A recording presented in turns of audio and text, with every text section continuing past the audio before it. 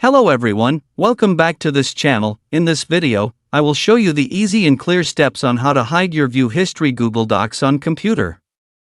So how to hide your View History Google Docs on computer? Make sure you keep watching this video until the end. Let's get started right away. Firstly, just go straight to Google Docs on your computer or laptop.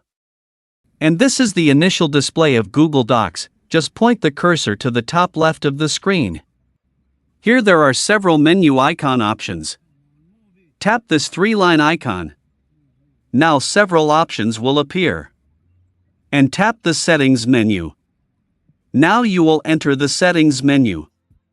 Here there are lots of options.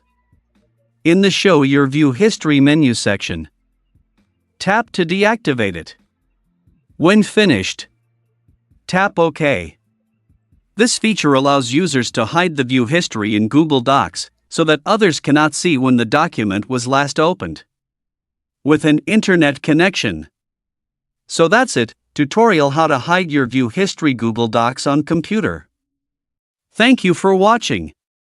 I hope this video is useful. See you in the next video.